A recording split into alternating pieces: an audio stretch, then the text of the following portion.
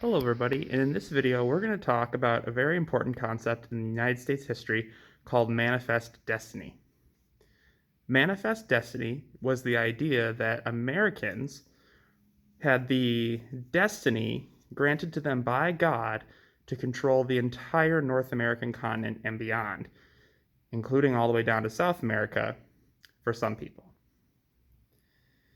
The US, after its creation, expanded quite rapidly.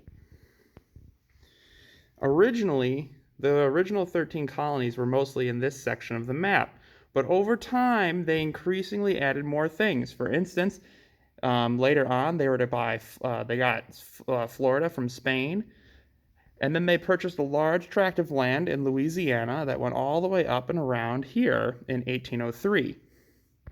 That was called the Louisiana Purchase. The United States bought that property from Napoleon because he needed to fund his wars in Europe. So he was taking their money so that he could fight in Europe.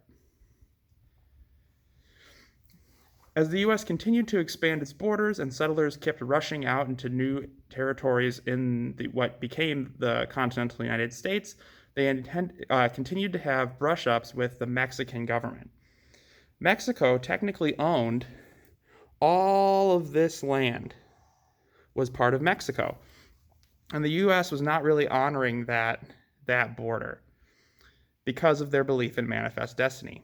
This ended up eventually leading to the Mexican-American War in 1846 and 1848. The American Army instigated this war by continuously brushing up against Mexican territory until the Mexicans fought back, and then the United States military managed to defeat the Mexican military in a 2-year war. And we established the borders as they are today, taking all of that land away from Mexico and keeping it all in our own country. There were a lot of people in Congress at the time who thought that we should have just kept all of Mexico and maintained it as part of the United States. And that was mostly driven by the idea that Mexico was beneath the Mason-Dixie line, meaning that all of its territory would become slave states. Northern states obviously disagreed with that, and that's why Mexico ended up remaining its own country after we defeated it in the war. There were some people who even thought we should take over Canada, which was technically still part of England. However, the American government decided not to, mostly because they did not want to end up fighting the English, and they were content with what they had already. Let it be clear, manifest destiny was a concept and a thought process that was created through racist, bigoted ideology. It, however, has affected and still affects the general U.S.